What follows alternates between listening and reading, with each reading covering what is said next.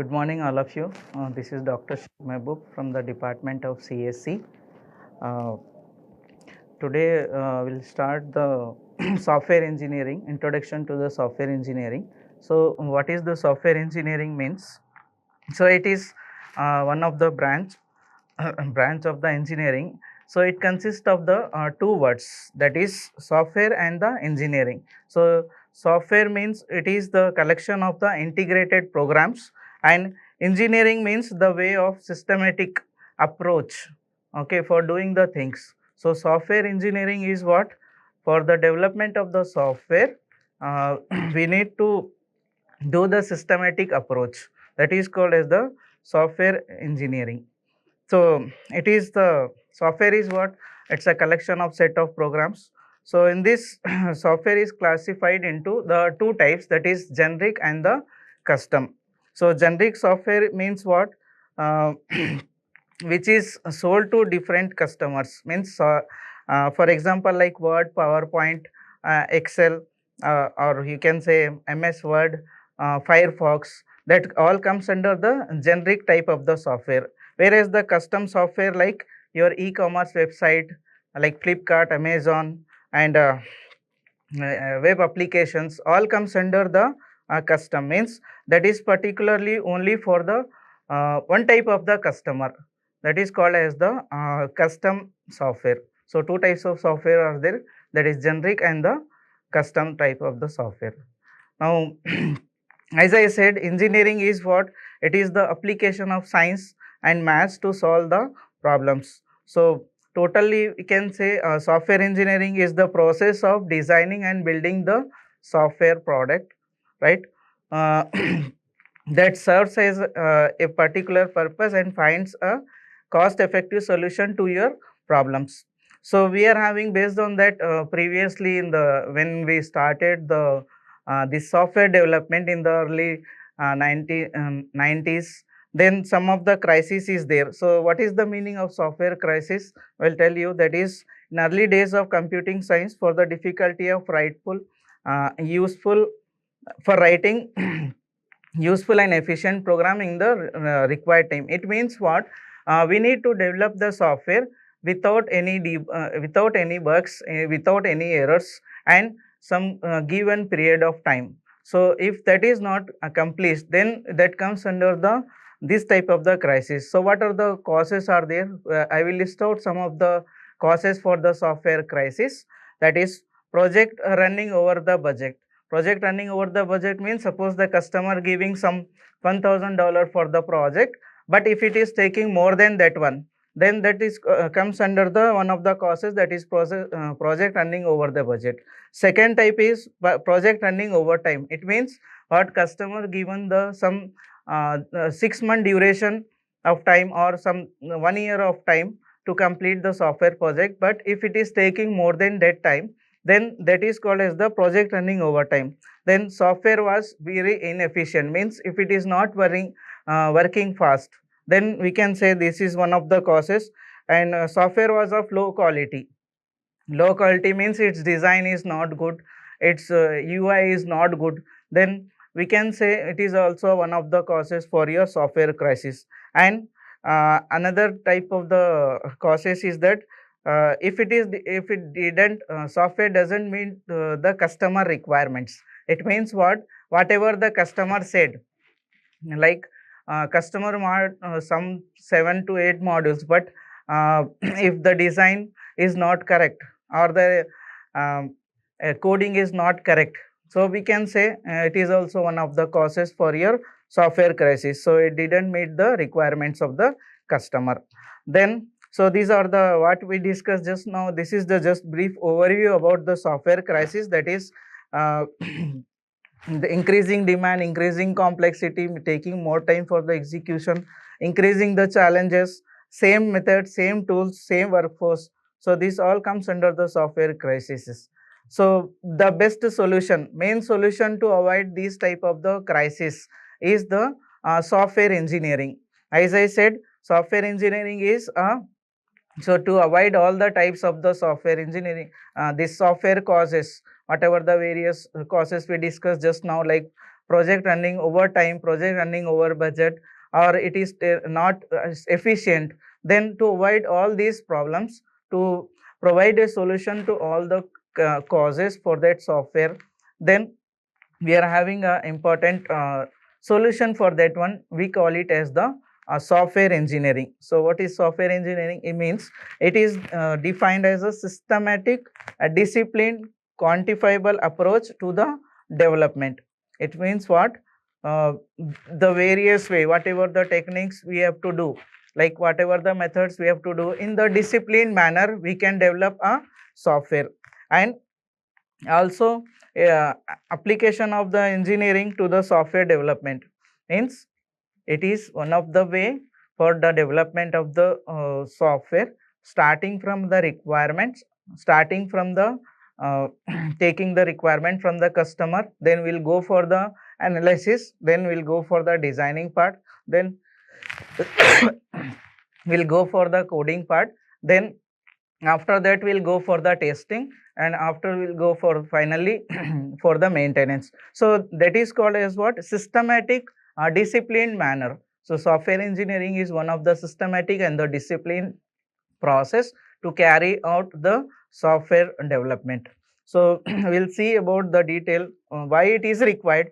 So one of the important point, why software engineering is required: to avoid the causes, like to avoid the software crisis, whatever the problems that are associated, we require this software engineering.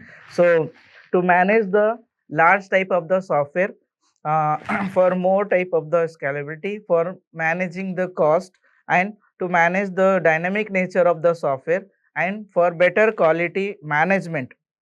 Okay, so that's why we need the software engineering.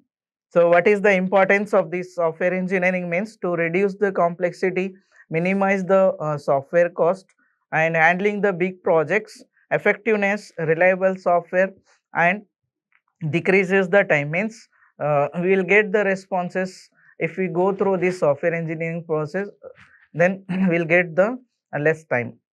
Then we'll see about the how the software is changing, right? Based on the complex growth, or you can say the based on the evolution of the software, we are having some of the categories of the software. We call it as the changing nature of the software. So here we are having the 7 types of the categories are there. So in this one, there are 7 types of the categories for the software engineers, right? uh, which will comes under the changing nature of the software. So in this one, we are going to discuss about the types of the software uh, over the period of the time, means how the changes takes place. So we are having various types of the you can say types of the software, that is system software, application software, engineering and scientific software, embedded software, product line software, artificial intelligence software, and when web application software. So these are the different broad categories of the software that are challenges for the software engineers, or we can say classification of the software based on their categories, right? So one by one we'll see what is the meaning of the these type of the softwares.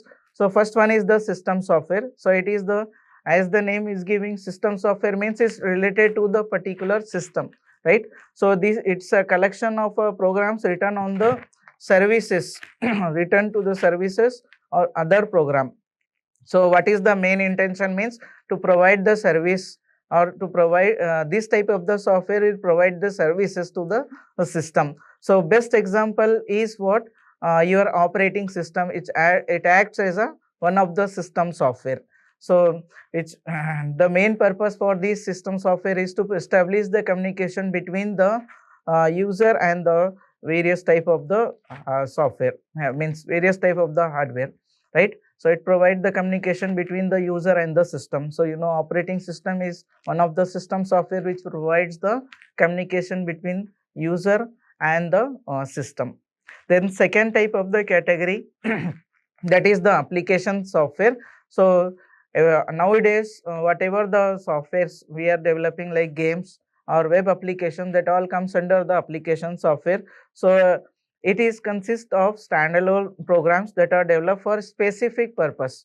right, or specific business need, like for example spreadsheets, okay, and email applications all comes under the application software. This software may be supported by your database systems, right? So examples we can say email applications and spreadsheets. Then next type of the software is your engineering and the scientific software. So scientific and engineering software satisfy the, so mostly it is used in the research and development activities, and it is you can say uh, it enhances or it needs scientific or engineering user to perform the enterprise specific task. So like CAD, you know about computer aided design, right? One of the example about this engineering and software, so which is mainly used for designing, right? So that all comes under the engineering and the scientific software. Next one is the embedded software. So name is giving, embedded means what? It consists of the uh, by adding the small devices, we are going to run a one type of application that is called as the embedded software. So it can reside within the product or the system. So such software can be used to implement and control the features and functions to the for the end user and for the system itself. For example, GPS devices, calculators, modern smart watches, that all comes under the embedded software. Now after this one, next one is the product line software. So product line software means what? Set of the application programs that are built from a common set of software modules. So best example is your database management system, so which is one of the example for your product line software, in which we are going to manage the database. So by developing some tables, by insertion some values into the tables, by writing some queries. So it is basically for the particular type of the product line. So you can say it is used for managing your database. So best example is your computer graphics and database management system, with that are built for the from a common set of the software modules. So we can create a number of the tables and we can insert the values by taking the same type of the structure. So that is one of the example for the product line software. Next one is the web application software. So it consists of various web pages that can be retrieved by the browser. So web application means what? It consists of various types of the web pages. So the web page can be developed by using any programming languages like HTML, DHTML, CSS. You can use it, and for example of this web application, web mails, online auctions, all comes under the web applications. Then last one is the artificial intelligence software. So AI we are going to use in this one. AI software is a computer program capable of highly complex tasks like learning, decision making, and solving the problems. So AI software uses what here? It uses the machine learning. So it uses the structure as close as possible to the human brain. Best example is the robots or robotics or image and the voice recognition. That type of the software we call comes under the category of the artificial intelligence software. So that is all about your broad category or changing how the software will be changed, changes takes place. Now after this one, we are having certain process for the development of the software. So we call it as the personal and the software process. So in this one, personal software process is there and team software process is there. So in the personal software process, the development will be carried out by a single team or single person, whereas the team software process will be carried out a team. So we'll see one by one about this personal software process and the team software process. So Watts Humphrey developed this PSP and this TSP at the Carnegie Mellon in the mid 90s. So we are having two types of the software process. Personal software process, it is one of the SCI technology that brings the discipline to the software development habits of individual software engineer. It means what? only a single software engineer is responsible for carried out this software process. So it helps in the dramatically improving the better quality, increasing cost and schedule predictability, and reducing the development cycle time over for a software. Whereas the team software process, it is also one of the complementary SCI technology that enables the team to develop software products more effectively. So team software process helps a team of the engineers, means it consists of the teams. So like testing team will, coding team will be there. Like same way here also one team is there to carry it out the software process. So TSP helps a team of engineers how to produce a good quality product with the planned cost and on aggressive schedule, means with the maintenance of the cost and maintenance of the time they are going to carry out this team software process. Now we will see in detail about this one. So first one is the personal software process, PSP. So it is suggested by Watt Humphrey. It's suggested to make each process effectively. Every individual who is developing them has to change themselves first. So under this personal software process, every practitioner is made responsible for controlling the quality of the corresponding processes. So under this one, there are 5 types of the framework activities are suggested. So we are having the 5 types of the activities, framework activities, that is planning is there. Then we are having the high level design, then review is there, then development and post-mortem is there. We'll see about these 5 types of the framework activities which is carried out for the personal software process. One by one we'll see. So planning is, so for any type of the work, like any of the tool also, we need to do some type of the plan. Same way here also in the personal software process, planning, the requirements are identified, means we need to take the requirements from the customer in this and we need to identify. So requirements are identified. Based on this requirement, size, resource estimation and defect estimations are made.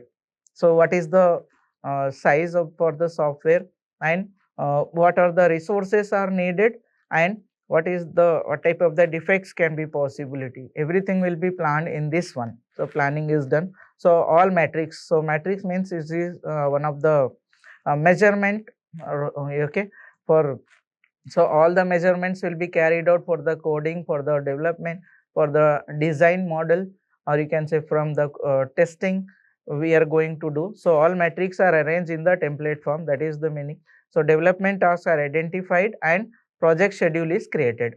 So whatever the tasks are there, that is based on the customer requirements, that is going to be identified and a schedule is created.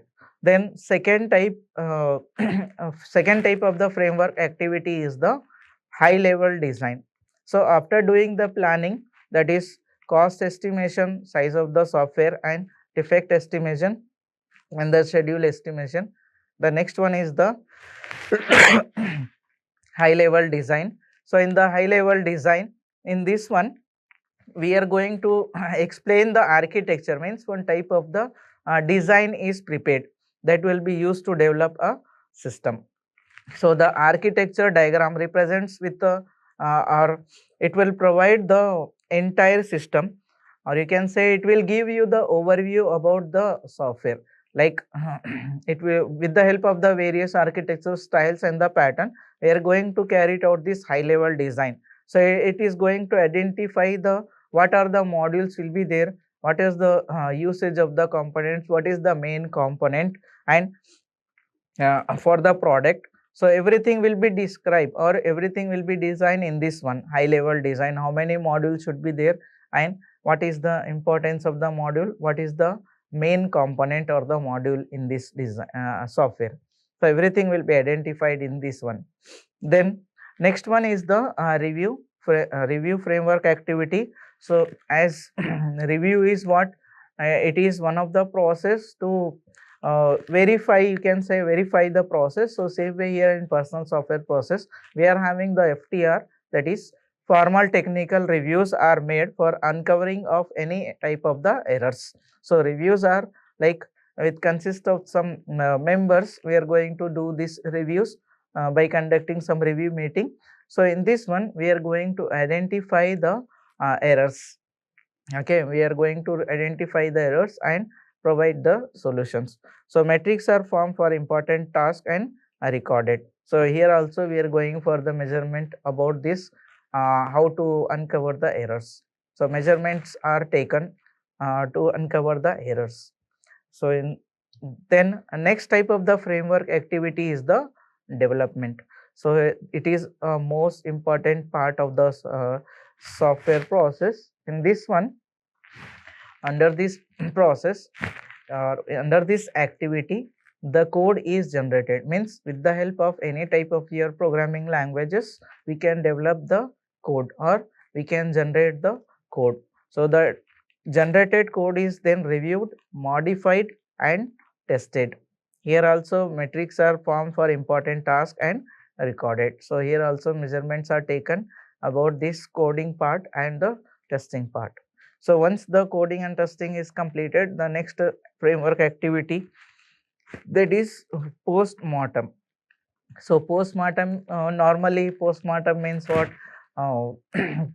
We have to do this, remove the parts. Normally if post-mortem is done for any human being, means we need to remove the parts or the whatever the organs are there. Same way in this post-mortem, what is there in this software process means, by using the collected measures, like I said, for each and every type of the activity, metrics are taken, so measurements are taken. So same way here also, by using the collected measures and metrics of the effectiveness of the process is analyzed, like in the development, in the review, right, in the high level design, whatever the measurements we have carried out, the same measurements or metrics, with the help of that matrix, we are going to carry out the effectiveness of the process is analyzed. So in this one, so these measures and metrics should direct certain changes in the process in order to improve its efficiency. So with the help of the metrics or the measures, that whatever we have taken for the reviews, for the high level design or for the development, based on that we are going to improve the efficiency. So in this one, so the emphasis of this personal software process is to identify the errors in the early stage of the software development. So by using the systematic approach of this PSP, every product is assessed with the great care. It means what? With the help of personal software process, we are going to develop a software process, right? Or next one is the team software process. So as I said, in this team software process, we need to have a team, so which will carry out the total process. So in this team software process, which is used to or which is designed to produce the strategy and set of the operational procedure for using disciplined software methods at team levels. So previously in the personal software process, only the a single individual engineer carried out all the process, whereas in the team software process, it is carried out by the team. So the goal of the TSP to have a self-directed project team for producing the high quality software. So it means what? There is a team which will be carried out all the framework activities. So some of the objectives for the team process model or team software process are as follows. That is, they are going to build a self-directed team for planning the software project. So normal size varies, means how many members should be there in the team, means it should be from 3 to 20 software engineers, right? It should be from 3 to 20 software engineers. So here, so in this team, there may be a maximum from 3 to 20 software engineers are there to develop the software process. Then indicate the project manager for coaching needed by the team members for the performance improvement. So in this one, after selection of the team members, the project manager is Our project manager is responsible for the team members if any type of the training is needed or not for that particular project. So using CMM level 5 improve the software process. So capability CMM is the full form is what? Capability maturity model level 5. So with the help of that, improve the software process, and it will provide the improvement guidance for the software team, provide the university teaching. So that are the some of the objectives for the team software process. Okay, now we'll see whatever the framework activities. As in the PSP we discussed the 5 types of the uh, framework activities. Same type of the or similar type of the activities are there in this team software process. So here also we are having the 5 types of the framework activities. That is, first one is the launch, then high level design, then implementation, integration and test, and post-mortem. So 5 framework activities are there in this team software process. First one is the launch. So launch is the one of the framework activity. It reviews your project objectives and it will describe the TSP structure, team software process structure, and it will highlight the what is there in that particular project. So in the launch we will have this, you can say we are going to review the project objective and describe about the TSP structure and the content. So it assigns the needs. So as I said, team software process consists of the team. So in this launch only we are going to assign the roles to the team members. So it assigns the need and roles to end team members and describe the customers need, describe the customer need statement, means customer requirements we are going to describe in this launch.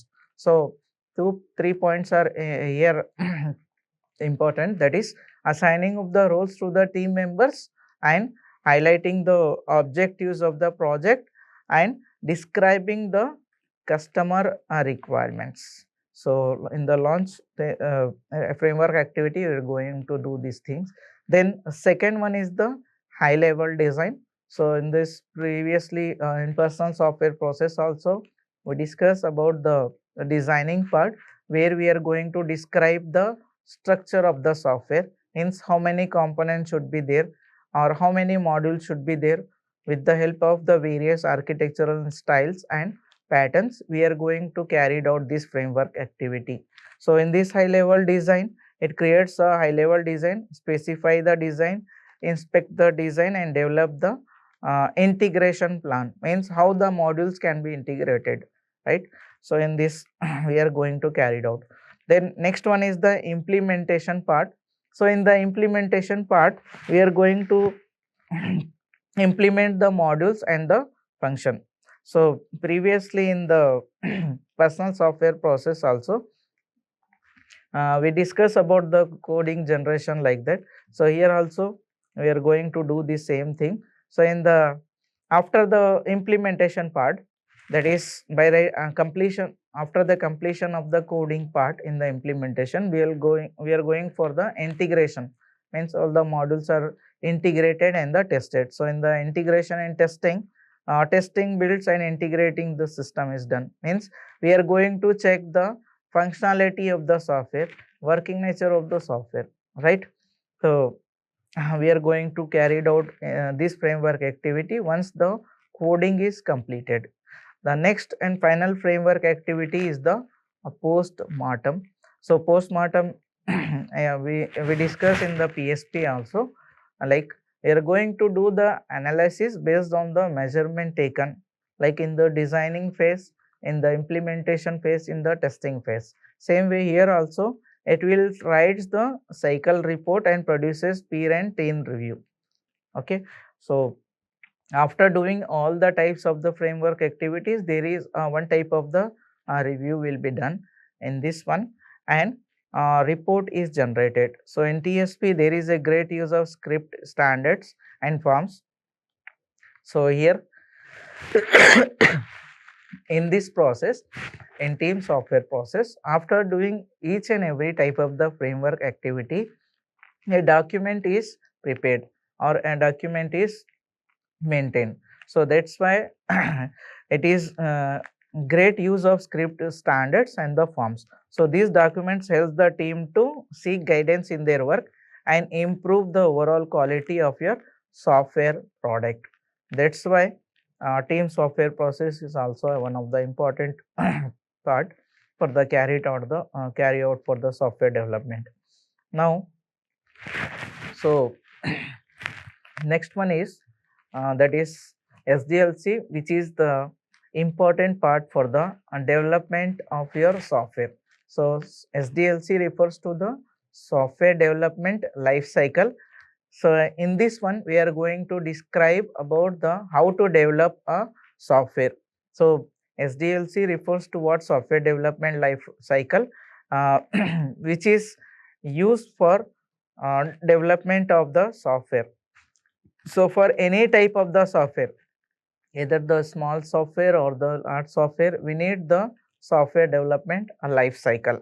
So in this one, we are going to carry out some framework, and we are going to carry out some type of the task. We are going to carry out certain type of the things. So main important phases which belongs to the software development life cycle are, like, there are 7 types of the uh, phases for the software development life cycle.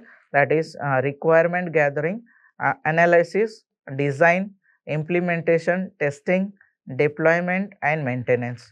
So for any type of the software development, we need to have these following phases, that is requirements gathering, then analysis, design, implementation, testing, deployment and finally maintenance. We'll see and we'll describe about this SDLC in detail one by one. What is the meaning of these phases? So first one is the requirement gathering. So requirements gathering means what? We need to visit to the customer, or we need to carry out the customer requirements. So here the user requirements are collected from the user and are provided to the development team. Means the whatever the client requirements, whatever the customer requirements are there, that is gathered and forwarded to the development team.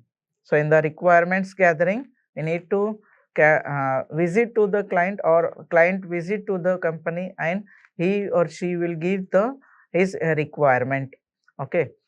Now after the gathering of the requirements, second phase is the requirement analysis. So in the analysis phase, we are going to do this, what is needed and what is not needed, means what actually customer wants and what customer don't want, right? Analyze each requirements and a risk are predicted. So we're going to find out about the risk, what type of the risk are associated in this requirements. So risks are predicted. Then finally, once it is completed about this, what is needed, and after the prediction of the risk, SRS is prepared, that is software requirement specification document is prepared.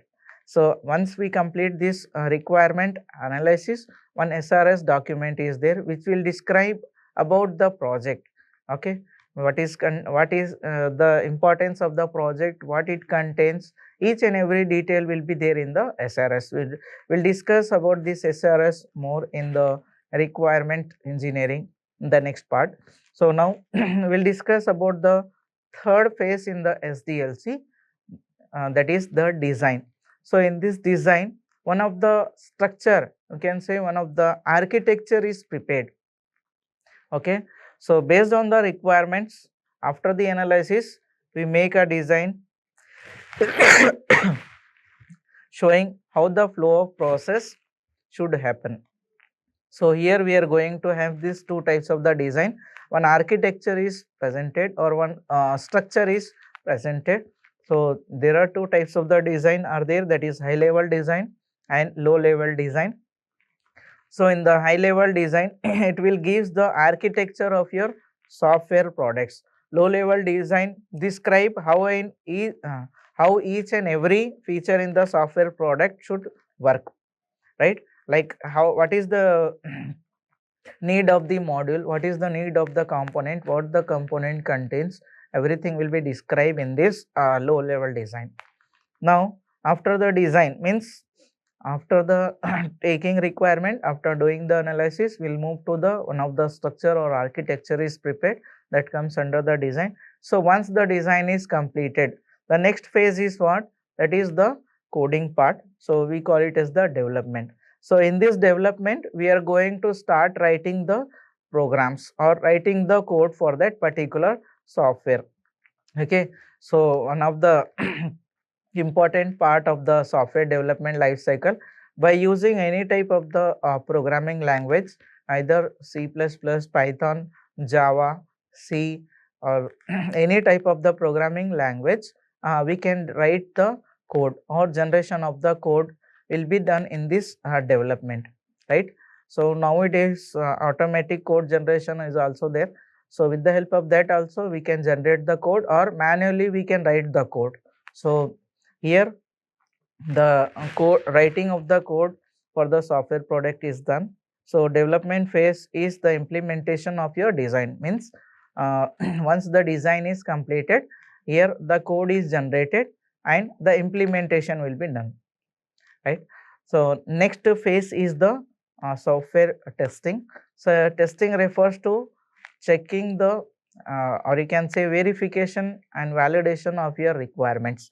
So testing begins when the coding is completed, the coding, whatever the codes we have completed, it is forwarded to the testing team. So the purpose of testing is to uncover the errors, fix the bugs and meet the customer requirements. So in this testing part, we are going to check with the valid inputs as well as with the invalid inputs. So we are going to do the two things here, verification and the validation. Suppose if we write 2 plus 2, if it is generating 4, means we can say it's a valid. Suppose if you are writing 2 plus 3 is equal to again it's not giving the correct output, then we need to change the code. So likewise we need to check with the valid inputs as well as the invalid inputs. So testing is done to uncover the errors and fix the bugs. Next one is the sixth phase is what? That is the deployment. So deployment phase is also an important phase. In this one, after doing the testing, that is the final step in the software development life cycle. In this one, we are going to deliver the software product to the customer, or we can say we are going to release the software into the market. Okay, so we are going to deliver the final product to the customer in a live production environment.